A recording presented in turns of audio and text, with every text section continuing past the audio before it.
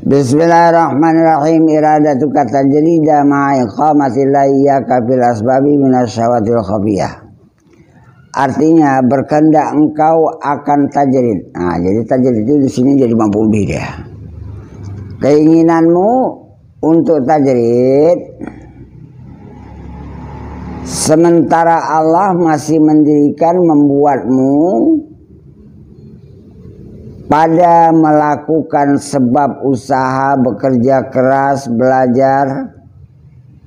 Kalau kepingin kita yang macam ini, maka kepingin kita terhadap tajrid itu, yaitu setengah, yaitu sebagian daripada syahwat selera nafsu yang tersembunyi. Jadi ini kita bagi dua.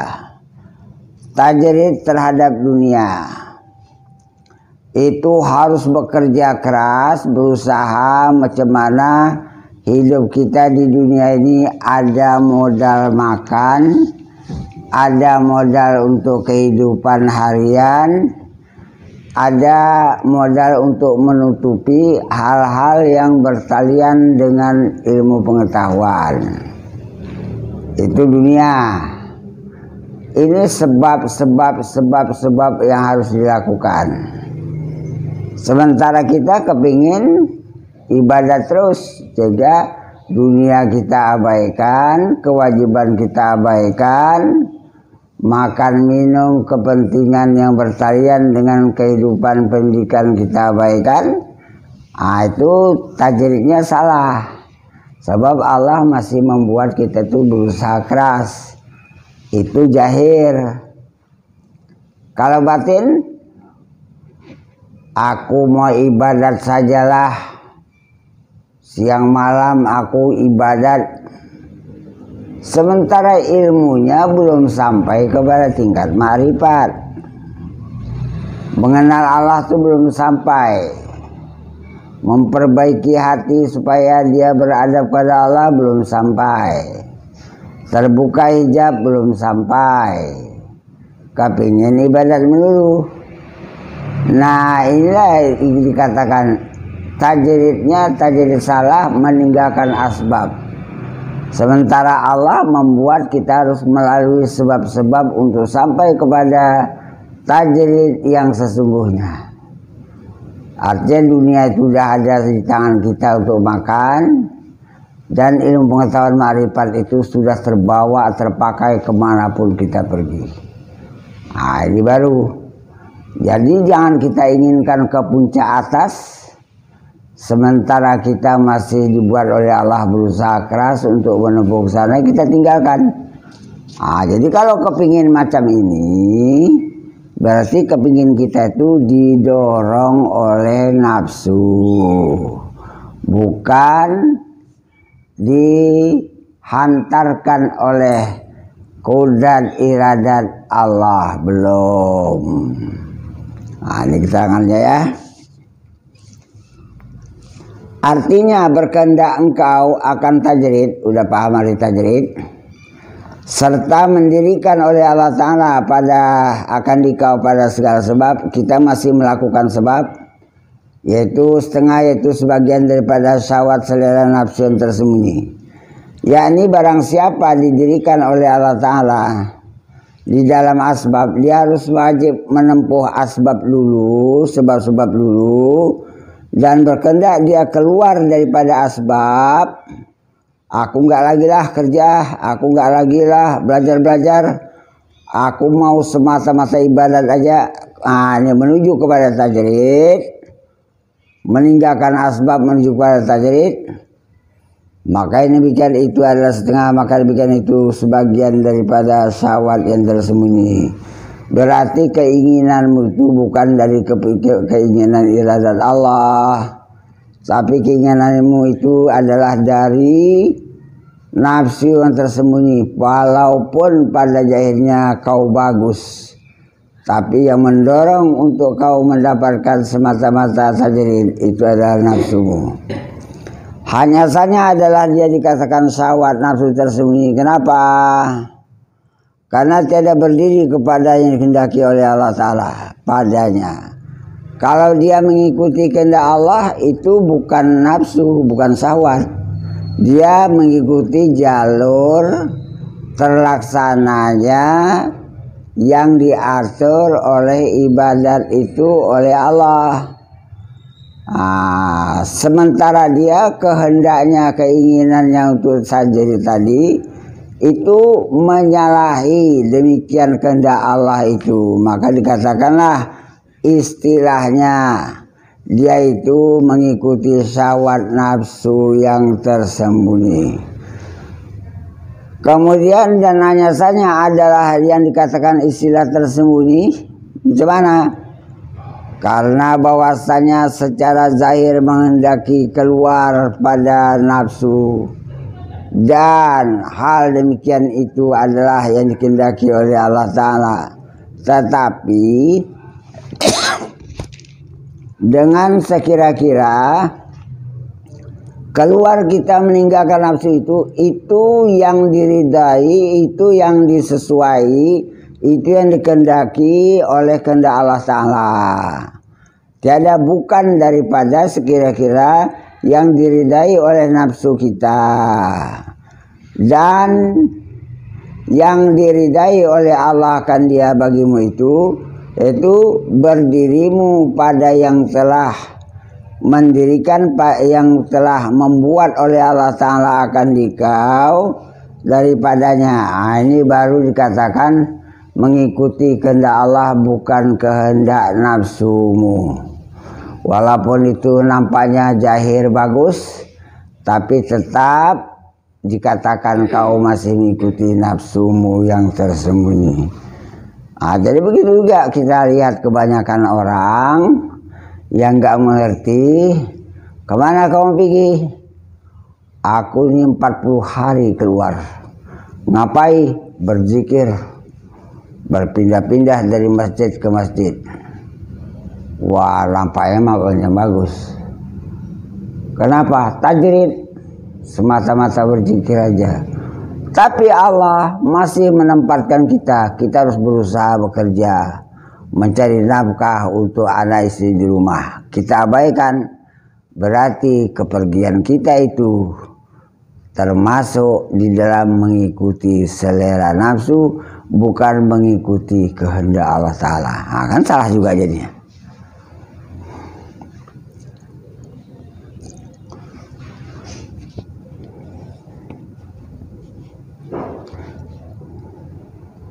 Dan kata dan kata mu'alif kan? Dan kata mu'alif dan kata penyusun kitab ini Syekh Imam Tajuddin bin Athaillah Al-Iskandari di dalam kitab Tanwir. Bermula yang dikehendaki oleh hak Allah Ta'ala akan dia daripadamu, kehendak Allah kepada kita itu, bahwa engkau diam kepada yang telah dibuat oleh Allah Ta'ala, yang telah ditakdirkan oleh Allah Ta'ala, yang telah ditetapkan oleh Allah Ta'ala akan dikau, hingga nanti hak Allah Ta'ala sendiri yang mengaturnya, yang memerintahkannya, yang membuat suatu hal kepada pindah pada satu hal. Keluar nanti engkau itu dibuat oleh Allah Ta'ala daripada tajrid, seperti yang memerintahkan ia masuk engkau kepadanya. Dulu kan engkau belum masuk kemari, belum. Nah, pertanyaannya, siapa yang mendorong hatimu untuk belajar kemari? Ya Allah. Itu kehendak Allah. Tapi setelah masuk, kau jangan ikut nafsu. Pasrahkan kepada Allah. Allah sendiri nanti membuat jalan. Nanti Allah sendiri meninggalkan tajrid itu dan masuk, meninggalkan asbab, dan kau masuk ke dalam tajrid. Dan kata Syekh Hijazi, bermula iradat kemauan itu ada 3 perkara. Pertama, iradatut tabi'i, iradat yang dibawa oleh tabiat kejadian badan manusia. Ini iradat ini kehendak nafsu badan manusia, bukan kehendak Allah. Iradat tabi'i ya. Yang kedua ada iradatut tamani namanya. Iradat kemauan untuk bercita-cita, mengharapkan Allah itu menolongnya di dalam menjalankan yang dituju, yaitu apakah tentang dunia atau tentang akhirat. Yang ketiga baru sampai kepada tingkat tertinggi, namanya iradatul haq, yaitu iradat Allah semata-mata. Apa yang dikatakan iradatul tabi'i, iradat tabiat, mengikut nafsu badan? Maka yang pertama itu iradat tabiat, iradatul tabi'i, iradat yang mengikuti tabiat bawaan badan, itu adalah iradat yang ta'aluk, iradat yang bertaut kepada bagian nafsu. Kau memang ada kemauan, tapi yang mendorong kemauanmu itu bukan kehendak Allah, tapi itu nafsumu. Apapun yang kau lakukan, kau laksanakan, tidak akan pernah sampai batinmu kepada Allah, karena kau didorong oleh nafsumu. Walaupun secara zahir nampaknya bagus, dan keluar daripadanya, daripada ikut hawa nafsu itu wajib. Jangan kau ikut lagi itu ya. Nafsu itu jangan kau ikut, kau pasrah, kau tawakal. Nah, ini pertama paling bawah. Yang kedua iradatul tamani. Apa yang maksud di iradat tamani? Iradat bagi segala orang yang ahlu tawajuh. Orang yang ahli tawajuh ini mana? Orang yang betul-betul berhadap, artinya menuju Allah. Yang mereka itu masih di dalam perjalanan, namanya salik. Yaitu menghendaki, mengharapkan di dalam perjalanannya menuju Allah itu, dia mengharapkan mendapat karunia, dibukakan jalan, diberikan paham, diberikan nur, diberikan hidayah, diberikan taufik, sehingga perjalanan batinnya itu sampai kepada Allah Ta'ala. Tentu syarat-syaratnya ini mengtuluskan niat, mengikhlaskan hati, mengharapkan pertolongan dan petunjuk Allah. Ini iradat tamani namanya. Dan yang ketiga yaitu iradat yang iradatul haq, iradat yang ta'aluk, iradat yang bertaut dia kepada ikhlas. Lepaskan dunia jatimu, bisa. Lepaskan rasa kau beribadat, bisa. Lepaskan daripada sesuatu mencari ketinggian di dunia dan di akhirat, bisa. Lepaskan kau, jangan kau buat ini karena takut masuk neraka, bisa. Lepaskan di hatimu, kau laksanakan ini supaya kau masuk surga, bisa. Yang jelasnya sesuatu yang selain Allah itu jangan ada lagi di hati yang kau niatkan. Tapi kau pandanglah, Allah telah membuat badan dirimu itu melakukan perjalanan baik zahir ataupun batin, karena Allah Ta'ala menghendaki kau itu akan sampai kepada Allah di dunia ini sebelum kau meninggalkan dunia. Itu namanya iradatul haq yang bertalian dengan ikhlas. Hakikatnya mana? Hakikatnya itu yaitu menyucikan yang dikasihi daripada najis syirik khafi. Kepingin dapat pahala banyak, ya najis syirik khafi. Kepingin masuk surga, ya najis syirik khafi. Kepingin mendapat derajat tinggi di akhirat, ya najis syirik khafi. Jali. Najis syirik jali, oh jali ya. Ya. Dan syirik yang khafi itu tengok apanya nanti. Tengok dua-dua masuk. Kalau bawah pertama khafi dulu. Tapi kalau nanti terpandang udah nggak ada Tuhannya lagi, masuk kepada jali itu. Ya. Jadi sini bisa masuk nanti kepada jali dan masuk pada khafi itu, tengok niatnya nanti. Wah, ini harus bersih di hatilah.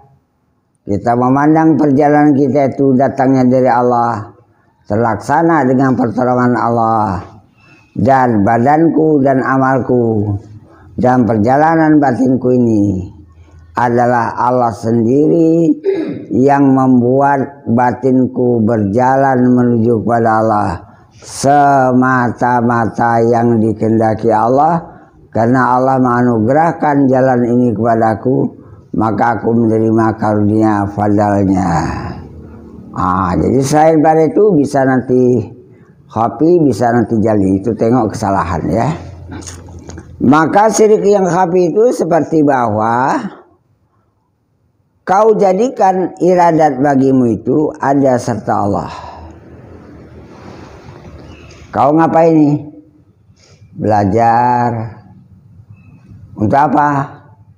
Untuk aku sampai kepada Allah lah. Apa yang kau tumbuh situ? Beribadat. Itu kemauanmu? Iya. Tujuannya? Itu tadi, supaya aku nanti tinggi di derajatku di akhirat. Ini syirik khafi. Atau terpandang aku yang buat, aku yang lakukan, aku yang beribadat. Selama dia masih memandang dia melakukan serta Allah, tetap syirik khafi itu belum bisa lewat. Maka dia mencampurkan perbuatannya yang dibuat oleh Allah Ta'ala itu dengan rasa dirinya yang dia yang melakukan serta Allah Ta'ala itu. Ini penghabisan jali mana? Atau kau lihat bagimu punya wujud? Itu penghabisan. Kalau terpandang kau masih punya wujud, wujuduka zammun la qiyasa lahu. Wujudmu itu adalah merupakan suatu dosa syirik yang tidak dapat dikiaskan kepada dosa lain. Tetap dosamu dosa syirik. Karena perjalanan akhir orang yang mengesahkan Allah Ta'ala itu, dia tidak memandang ada dua wujud lagi. Wujud itu cuma wujud Allah semata-mata saja. Maka karena itu kalau dia memandang punya wujud, itu udah jali dia. Jelas sekali dia. Ya, itu udah jelas dia jali jadinya, nyata. Kalau udah begitu bagaimana? Maka apabila terikhlas, maka apabila telah terlepas, tak ada lagi di hatimu, tak ada lagi engkau daripada segala penyakit berpaling, penyakit menoleh hati kepada sesuatu selain Allah itu nggak ada lagi. Hatiku tetap menolehnya kepada Allah, tidak lagi kepada dunia, tidak lagi kepada akhirat, tidak lagi kepada derajat, tidak lagi kepada mencari surga atau neraka. Dan telah kau nafikan hukum maksiat. Jangan ada aku melakukan maksiat lagi, nanti aku gagal perjalananku. Jangan aku sempat durhaka lagi kepada Tuhanku. Jadi yang berbau maksiat itu, berbau durhaka kepada Allah itu ditinggalkannya. Maka jadilah engkau itu waktu itu beserta Allah. Tiada, bukan dengan kaun. Kau hanya dengan Allah, beserta Allah, bukan dengan alam. Walaupun matamu melihat alam, tapi hatimu tidak lagi tertuju kepada alam. Baru betul. Kalau udah kayak gini bagaimana? Dan mendirikan oleh Allah Ta'ala akan dikau dan melaksanakan oleh Allah Ta'ala akan dikau dalam segala sebab. Dibuat Allah tuh kau masih melakukan sebab, kau pandang, oh ini Allah, perbuatan Allah kepadaku dibuatnya sebab. Dan kau pandang juga berkehendak engkau akan tajrid, oh ini Allah membuat aku tajrid. Kalau udah macam ini, maka dan demikian itu daripada kalau terpandang kau yang melakukan asbab asbab tajrid masih ada nilai syirik khafi, masih ada lagi pandangan nafsu yang tersembunyi daripada syahwat seleranya yang tersembunyi. Tapi kalau udah kau memandang Allah yang membuat, apakah tajrid ataupun asbab, tidak lagi ada himmah kemauanmu, barulah sampai kamu kepada tauhid. Yang macam ini tidak dinampakkan, tidak diberi paham, tidak dijelaskan yang macam ini oleh Allah Ta'ala atas seseorang, melainkan kepada orang yang sudah mendapat perhatian Allah, mendapat pertolongan Allah, karena Allah hendak menyelamatkannya dari dunia sampai akhirat. Baru Allah nampakkan kesalahan yang kecil-kecil ini. Karena bahwasanya syahwat selera keinginan nafsu itu tiada jadi dia, melainkan timbulnya daripada nafsu.